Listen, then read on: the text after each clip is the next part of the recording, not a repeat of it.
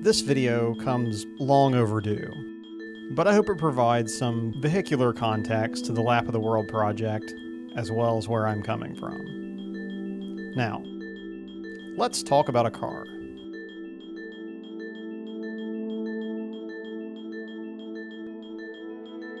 This is a 1992 Acura NSX.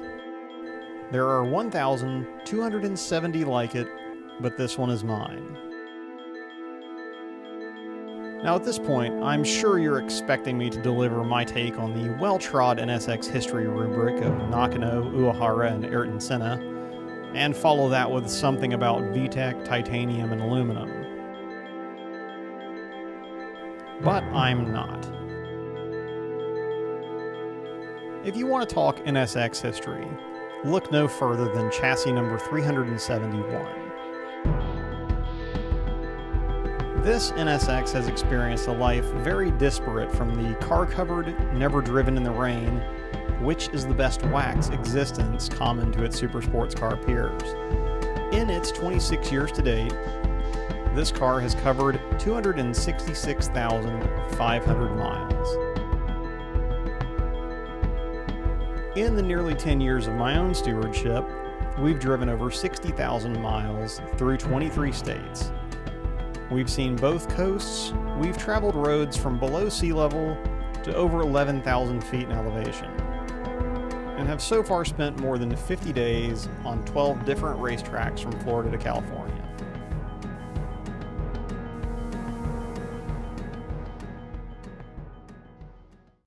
Minted in 1992 and sold new to a real estate developer in the Northeast, this car served as that gentleman's daily transportation for the next 16 years. Meanwhile, I was transitioning from a period in my own life when girls still had cooties to the point of having a degree and a career of my own. Somewhere in there, I will credit my dad primarily, along with Miami Vice, Magnum PI, 60 Minutes, and an honorable mention to Road and Track magazine for the development of my automotive obsession and predisposition towards fast mid-engine cars. 2008 proved the year of confluence. The real estate market crashed, leading people in that industry to liquidate certain luxury assets to help keep the lights on, and I was flush with cash after several years eating ramen noodles in my parents' basement while saving a down payment for a house. Having then procured said house for less than expected, it was foreclosed and I wasn't afraid of the work, I decided that the responsible course of action was to take some of what I had left and blow it on a car.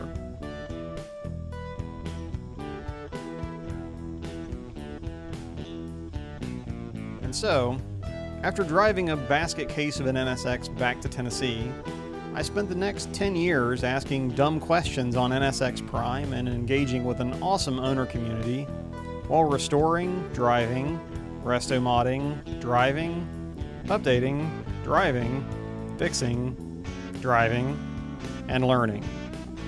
Always learning about this ridiculous, impractical, frustrating, wonderful, engaging, responsive, and soulful machine that I've ended up with. Although largely reliable, after a decade of ownership, the list of what I've fixed or replaced on this car probably rivals the build sheet on most SEMA projects. And that's before talking about the many subtle but mostly purposeful modifications. I can probably count the time spent under this car or upside down in its floorboard in person years at this point. That effort has all been worth it though, as it's culminated in what we have today. A most of the time fully operational Acura NSX. Original in essence, modified to taste, and carrying with it the best kind of automotive character, and a hell of a story. One that I intend to continue adding chapters to on a figurative lap of the world.